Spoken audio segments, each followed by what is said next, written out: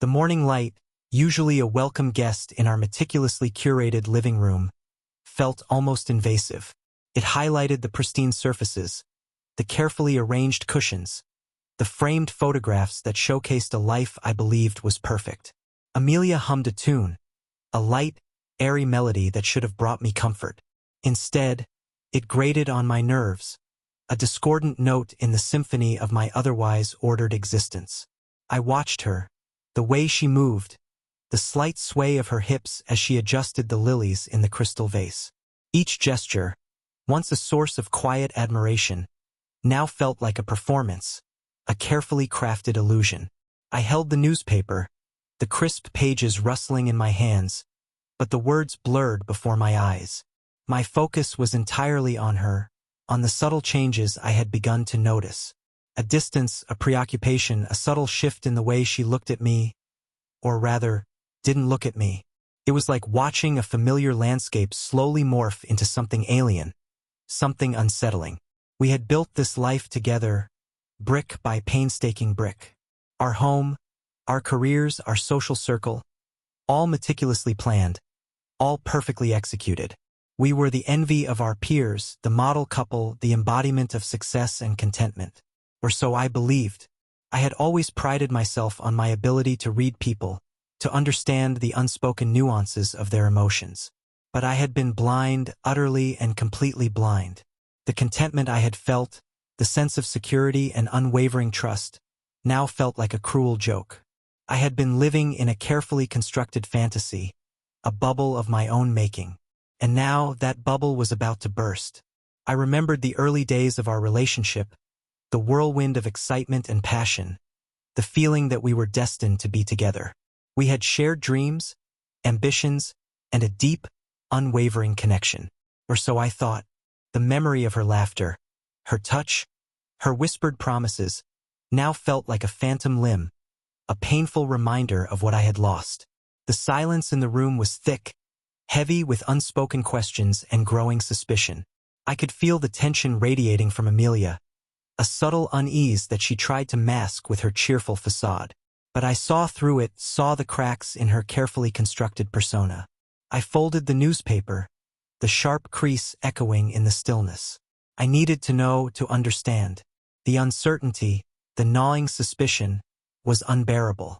I had to confront her, to unravel the truth, no matter how painful it might be. The stillness of the morning, the deceptive tranquility, was about to shatter, and I knew that nothing would ever be the same again. I decided to observe, to meticulously catalog the inconsistencies that had begun to surface. It was a cold, clinical approach, a way to distance myself from the emotional turmoil that threatened to consume me. I became a silent observer in my own home, a ghost in the life I had built. Amelia's phone became a source of constant, almost obsessive attention. She would clutch it like a lifeline, her fingers dancing across the screen, her eyes darting nervously around the room if I so much as glanced in her direction. Previously, her phone had been a mere tool, a means of communication. Now it was a fortress, a repository of secrets. Her schedule, once predictable and shared, became erratic and vague. Errands, she would say, or a meeting with a friend. Her voice tight and strained. The details were always sparse, the explanations flimsy. I began to notice a change in her wardrobe, a subtle shift towards more youthful, vibrant styles. Perfumes I didn't recognize lingered in the air, a foreign scent that invaded our shared space. I started to notice the little things that were out of place. A misplaced earring, not hers, tucked into a corner of the bathroom counter. A receipt for a restaurant I didn't recognize, crumpled in her purse. A lingering scent of a cologne that wasn't mine. Each small clue was a pinprick, a tiny wound that slowly bled into a gaping chasm of doubt. Our evenings, once filled with conversation and shared laughter, became strained and awkward. We sat across from each other at the dinner table, two strangers inhabiting the same space. The silence was heavy, charged with unspoken accusations and suppressed emotions. I watched her, searching for a flicker of guilt, a hint of remorse, but her face remained an impenetrable mask. I began to replay our shared history, searching for clues I had missed, for moments when the cracks had first appeared. I remembered a charity gala, a few weeks prior, where Amelia had seemed unusually animated, her attention drawn to a charismatic stranger. I had dismissed it as harmless flirtation, a momentary distraction. Now, I wondered if it had been the beginning of something more sinister. The thought of her with another man, of her sharing the intimacy that I believed was solely ours, was like a physical blow. It was a violation, a betrayal that cut deep into the core of my being. The image was a constant, unwelcome intruder, a dark shadow that tainted every memory, every shared moment. Sleep became a luxury I could no longer afford. I would lie awake in the darkness, my mind racing, replaying every interaction, every conversation, searching for the truth. The silence of the night amplified my suspicions, turning every creak and rustle into a potential clue. I felt a growing sense of isolation, a feeling that I was trapped in a nightmare, unable to wake up. The charade couldn't last forever. The truth, like a persistent weed, would inevitably find its way through the cracks of Amelia's carefully constructed facade. And it did in the most mundane of ways. It was a Friday evening, a night we usually reserved for quiet dinners at home. But Amelia had other plans, another errand, that required her absence.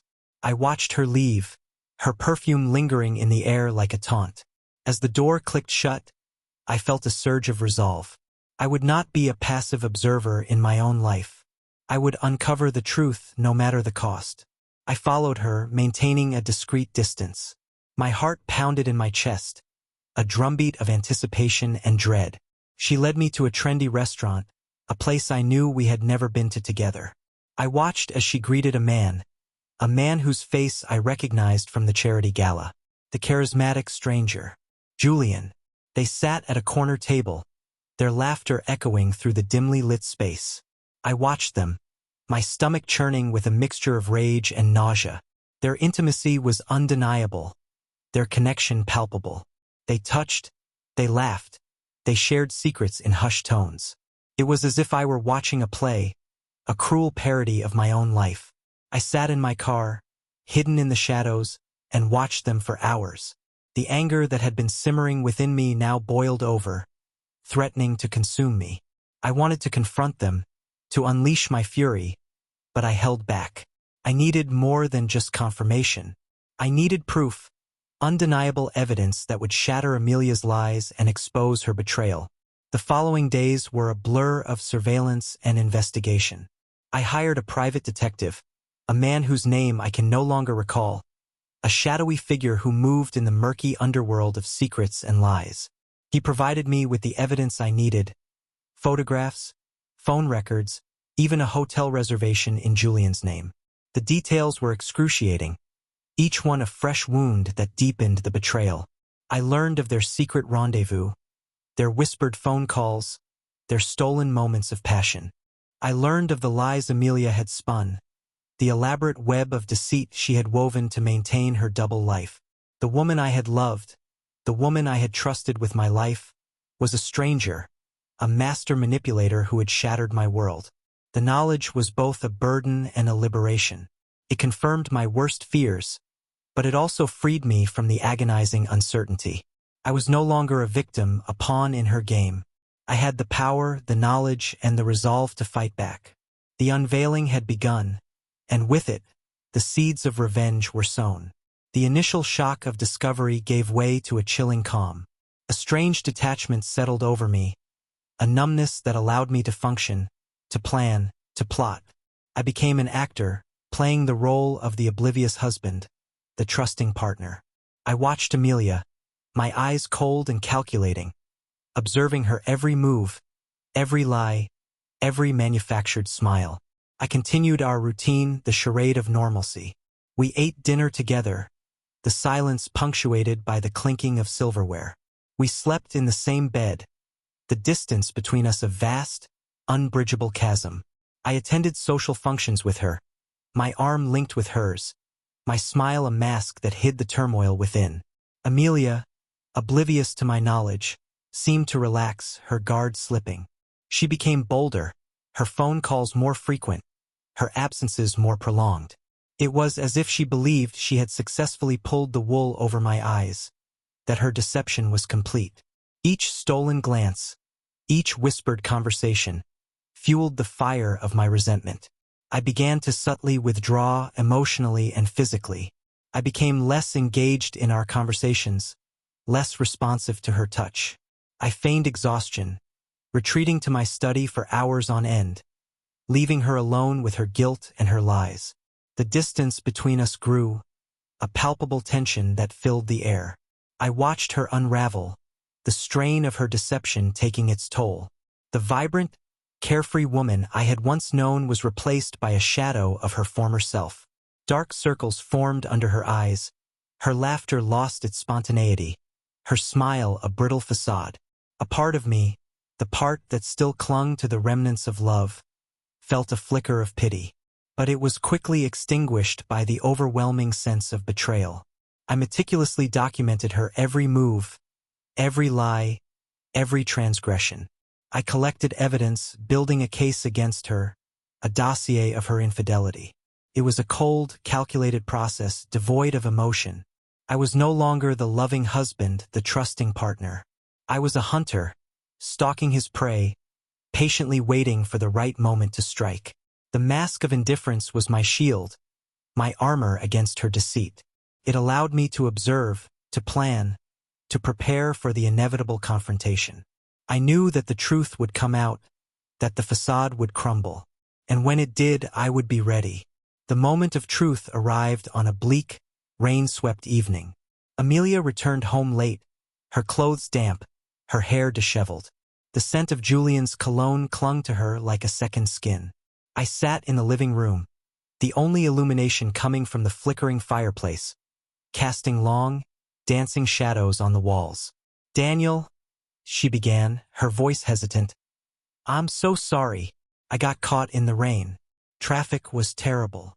I remained silent, my gaze fixed on the flames. The lies flowed from her lips with practiced ease, each word a fresh insult. "Amelia," I finally spoke, my voice low and steady, "we need to talk." She froze, her eyes widening with a flicker of fear. The mask of indifference slipped, replaced by a cold, hard fury. "I know about Julian," I continued, my voice devoid of emotion. The color drained from her face, leaving her pale and trembling. She stammered, attempting to deny, to deflect, but the words caught in her throat. The evidence was overwhelming, her lies exposed.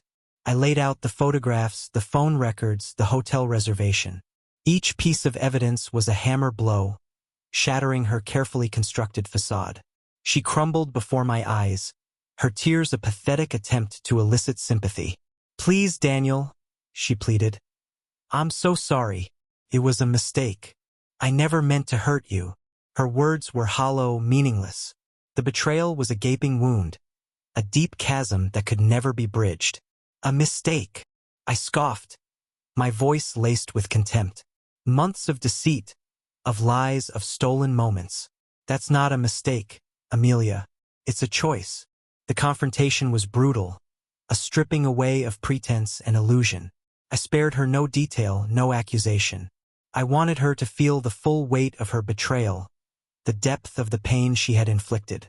She begged for forgiveness, promising to change, to end the affair, to be the wife I deserved. But her pleas fell on deaf ears. The trust was broken, shattered beyond repair. "It's over, Amelia," I said, my voice flat and final. "There's nothing left to say."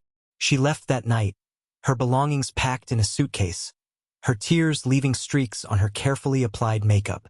I watched her go, feeling no sense of triumph, no satisfaction, only a profound emptiness, a hollowness that gnawed at my soul. The confrontation had been necessary, a cathartic release of pent-up anger and pain, but it had also marked a turning point. The mask of indifference was gone, replaced by a steely resolve. The time for observation was over. The time for revenge had begun. Revenge, I discovered, is a dish best served cold. The raw, visceral anger that had consumed me during the confrontation with Amelia gradually gave way to a chilling calm. I would not succumb to rash actions, to impulsive acts of retribution. My revenge would be calculated, meticulous, and devastating. I began with Julian. He was the easier target, a man whose life was built on a foundation of ambition and social standing. I used my connections, my influence, to subtly undermine his career, to sow seeds of doubt in the minds of his colleagues and superiors. It started with a whisper campaign, a subtle smear of his reputation. Then came the anonymous tips, the leaked emails, the fabricated evidence of misconduct. His projects began to falter, his clients started to withdraw, his superiors grew increasingly wary. The once rising star began to fall, his career trajectory taking a nosedive. I watched his descent with a cold satisfaction. He was losing everything he had worked for, his ambition turning to ashes in his mouth. Amelia, witnessing his downfall, felt the first pangs of guilt, the first cracks in her self-righteous indignation. But it was too late. The wheels were in motion, the dominoes were falling. My next move was more direct. I contacted Julian's wife, a woman I had met on several occasions at social gatherings. I arranged a meeting, a seemingly innocent coffee date. With carefully chosen words, I planted the seeds of doubt, hinting at her husband's infidelity, painting a picture of his betrayal. I provided no concrete evidence, no explicit details. I merely suggested, insinuated, allowing her own suspicions to take root and grow. The effect was immediate. The seeds of doubt blossomed into full-blown paranoia. Arguments erupted. Trust eroded. Their once stable marriage began to crumble. Julian, already reeling from his professional setbacks, now faced the disintegration of his personal life. He was trapped in a downward spiral, his world collapsing around him. I watched from the sidelines, a puppet master pulling the strings. The first strike had been successful, the initial blows landed with precision. But it was only the beginning. My revenge was a long game, a carefully orchestrated symphony of pain and destruction. And I, the conductor, would ensure that every note was played to perfection. With Julian's life slowly unraveling, I turned my attention back to Amelia. My goal was not merely to inflict pain, but to isolate her, to strip away the support system that had enabled her deceit. I wanted her to feel the full weight of her actions, the consequences of her betrayal. I began with her friends, the social circle she had cultivated with such care. I arranged casual encounters, seemingly chance meetings, where I would drop subtle hints, veiled references to her infidelity. I painted a picture of a woman consumed by her affair, a woman who had betrayed the trust of her husband and her friends. Gossip, like wildfire, spread through their tight-knit community. Amelia found herself ostracized, her invitations rescinded, her phone calls unanswered. The friends she had confided in, the ones who had turned a blind eye to her deception, now distanced themselves, their loyalty tested by the revelation of her betrayal. Her family was next. I contacted her parents, people I had always respected and admired. With a heavy heart, I revealed the truth of Amelia's affair, the pain she had caused, the life she had shattered. Their disappointment was palpable, their trust in their daughter irrevocably broken. Amelia, once the darling of her family, now found herself an outcast, a source of shame and disappointment. Her parents, heartbroken and disillusioned, withdrew their support, their love replaced by a mixture of anger and sadness. The isolation was complete. Amelia, stripped of her friends, her family, her social standing, was alone. The life she had built, the carefully crafted persona she had presented to the world, lay in ruins. She was adrift, a lone ship tossed about in a storm of her own making. I watched her descent with a detached satisfaction. There was no joy in her suffering, no sense of triumph. Only a cold, empty feeling, a void where love and trust had once resided. The revenge was taking its toll on me, transforming me into someone I no longer recognized. But I could not stop. The pain of betrayal was too deep, the wound too raw. I had to see this through to the bitter end. Amelia had made her choice, and now she had to pay the price. Amelia's isolation was a necessary step, but it wasn't enough. The humiliation, the public shame, was the next stage of my carefully orchestrated revenge. I wanted her to feel the weight of societal judgment, the sting of public condemnation. I began with her workplace. Amelia held a prominent position at a prestigious marketing firm, a job she had worked hard to achieve. I anonymously leaked information about her affair to her colleagues, her superiors, even to the company's clients. The whispers started, the rumors spread, and soon the truth was out in the open. Amelia, once a respected professional, now found herself the subject of office gossip, the target of sideways glances and hushed conversations. Her colleagues, once friendly and supportive, now treated her with a mixture of pity and disdain. Her superiors, concerned about the company's reputation, began to question her judgment, her professionalism, her ability to lead. The pressure mounted, the whispers grew louder, and soon Amelia found herself facing disciplinary action. Her career, once a source of pride and accomplishment, was now hanging by a thread. The public shame was relentless, a constant reminder of her betrayal. But I didn't stop there. I went further, deeper into the realm of social media. I created anonymous accounts, spreading the story of her affair, sharing details, embellishing the truth with carefully crafted lies.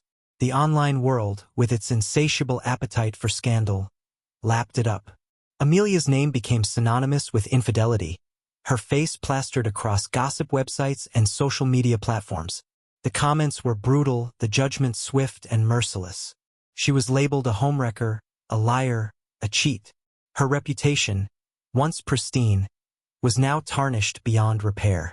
The public shaming was complete. Amelia, once a pillar of her community, now found herself a pariah, an object of scorn and ridicule. She had lost everything: her friends, her family, her career, her reputation. She was a ghost of her former self, a shell of the woman I had once loved. I watched her fall from grace with a detached satisfaction. The revenge was taking its toll on her, breaking her spirit, crushing her soul. But it was also taking its toll on me.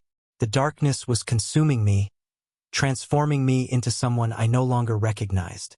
With Amelia's reputation in tatters and her career on the brink of collapse, I turned my attention to her finances. I knew that financial security was important to her, a symbol of her independence and success. To strip her of that would be another devastating blow, a way to further erode her sense of self-worth. I began by subtly sabotaging her investments. I used my knowledge of her portfolio, gleaned from years of shared finances, to make risky trades, to sell off profitable stocks, to subtly manipulate the market in a way that would guarantee her losses. At first, the losses were small, barely noticeable. But they gradually increased, eating away at her savings, eroding her financial security. Amelia, already struggling with the fallout from her affair, now faced the added stress of mounting financial woes. I then moved on to her personal accounts. I discreetly withdrew funds, transferring them to offshore accounts, leaving her with a dwindling balance and a growing sense of panic. I canceled her credit cards, froze her assets, and made it impossible for her to access her own money. The financial strain was relentless. Amelia, accustomed to a life of comfort and luxury, now found herself struggling to make ends meet. She was forced to sell her belongings, to downsize her lifestyle, to face the harsh reality of her financial ruin. The final blow came when I initiated divorce proceedings. I hired the most ruthless divorce lawyer I could find, a man known for his ability to bleed his clients dry. I demanded everything: the house, the car, the savings, even the alimony payments. Amelia, already reeling from the previous attacks, was now facing the prospect of losing everything she had worked for. The legal battle was long and arduous, draining her emotionally and financially. She fought back, but her efforts were futile. I had the resources, the connections, and the unwavering determination to win. In the end, Amelia was left with nothing. Her financial ruin was complete. She was forced to move into a small apartment, to take a low-paying job, to face the harsh reality of her reduced circumstances. The woman who had once valued her independence, her financial security, now found herself dependent on the goodwill of others, a shadow of her former self. I watched her fall from grace with a mixture of satisfaction and regret. The revenge was complete, but it had come at a cost. The darkness had consumed me, leaving me hollow and empty. I had won the battle, but I had lost the war. Financial ruin was a devastating blow, but I wasn't done. I wanted to break Amelia's spirit, to shatter her confidence, to leave her with nothing but the remnants of her shattered self. My next tactic was psychological warfare, a campaign designed to erode her mental and emotional stability. I started with subtle manipulations, planting seeds of doubt and fear. I would send her anonymous messages, cryptic notes that hinted at my knowledge of her every move, her every thought. I would make phone calls, hanging up just as she answered, leaving her with a lingering sense of unease. I then escalated the attacks, using technology to my advantage. I hacked into her email accounts, her social media profiles, even her online banking. I would leave subtle traces of my presence, changing passwords, deleting messages, altering transactions just enough to make her question her own sanity. I played mind games, manipulating her perception of reality. I would send her gifts, flowers, even love letters, all signed with Julian's name. Then I would send her evidence of his supposed infidelity, fabricated photos and messages that painted him as a deceitful, manipulative liar. Amelia, already vulnerable and emotionally fragile, began to unravel. She became paranoid, suspicious, questioning everything and everyone around her. She lost sleep, her appetite dwindled. Her once vibrant personality faded into a shadow of its former self. I watched her descent into madness with a cold detachment. The psychological warfare was taking its toll, breaking her down, stripping away her defenses. She was a prisoner in her own mind, trapped in a web of paranoia and fear. The final blow came when I staged a chance encounter. I arranged for her to see Julian with another woman, a carefully chosen actress who played the role of his new lover. The sight of them together, laughing and intimate, shattered the last vestiges of hope, the last remnants of her love for him. Amelia, broken and defeated, retreated into herself. She lost all interest in the outside world, her life reduced to a cycle of fear, paranoia, and despair. The woman I had once loved, the woman who had once been so full of life and laughter, was now a hollow shell, a ghost of her former self. The psychological warfare was complete. I had broken her spirit, shattered her confidence, and left her with nothing but the remnants of her shattered self. The revenge was complete, but the victory was hollow. The darkness had consumed me, leaving me with nothing but emptiness and regret.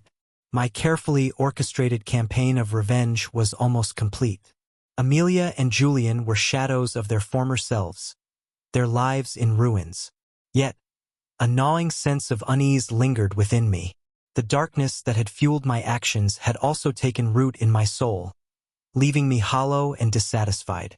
One evening, as I was leaving my office, I noticed a figure lurking in the shadows across the street. It was a woman, her face obscured by the dim light, but there was something familiar about her posture, her hesitant movements. Curiosity piqued. I crossed the street, approaching her cautiously. As I drew closer, I recognized her. It was Elena, Julian's wife. Her eyes were red-rimmed, her face etched with worry. She looked at me with a mixture of fear and desperation. "Mr. Blackwood," she began, her voice trembling, "I need to talk to you." We found a quiet cafe, the low hum of conversation providing a semblance of privacy. Elena, her hands clasped tightly around a cup of tea, told me a story that chilled me to the bone. She had been following Julian, driven by suspicion and a desperate need for answers. She had witnessed his meetings with Amelia, their clandestine encounters, their stolen moments of passion. But she had also witnessed something else, something far more sinister. She had seen me. She had seen me following them, taking photographs, lurking in the shadows. She had seen the cold, calculating look in my eyes, the determination in my every move. She had seen the darkness that had consumed me. Elena's words were like a punch to the gut. I had been so focused on my own pain, my own desire for revenge, that I had failed to consider the collateral damage. I had inadvertently drawn Elena into my web of deceit, exposing her to the ugliness of my actions. "I know what you're doing," she said, her voice barely a whisper. "I know about the revenge." Shame washed over me, a wave of guilt and remorse.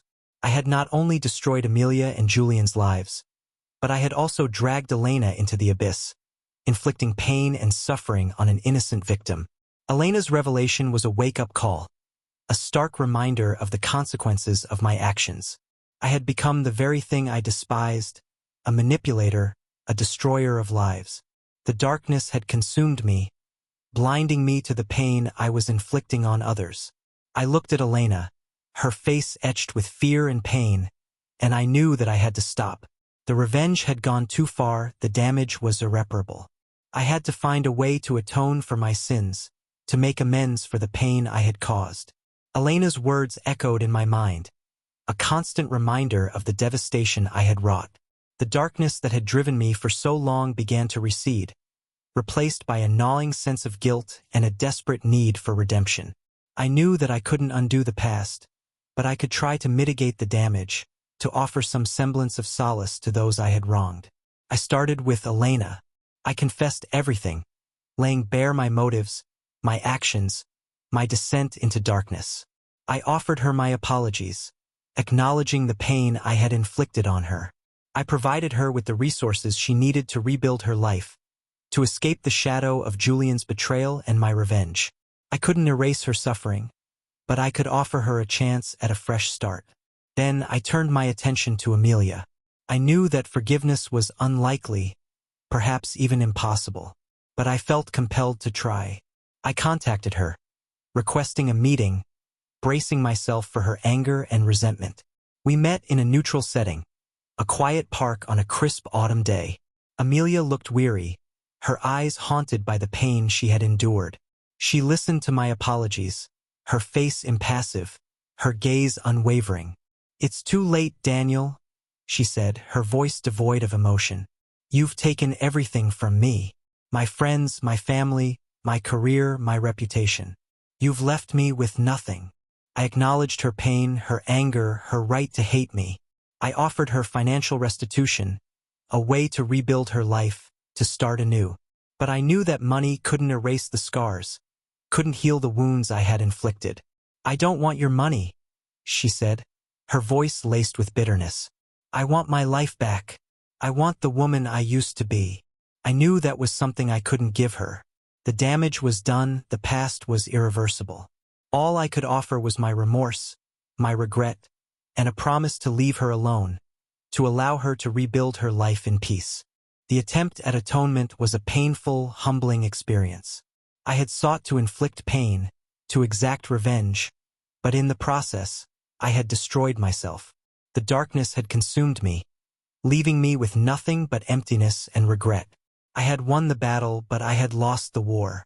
While Daniel grappled with his guilt and sought atonement, Julian's world continued to crumble. His career was in ruins, his marriage shattered, and his self-esteem decimated.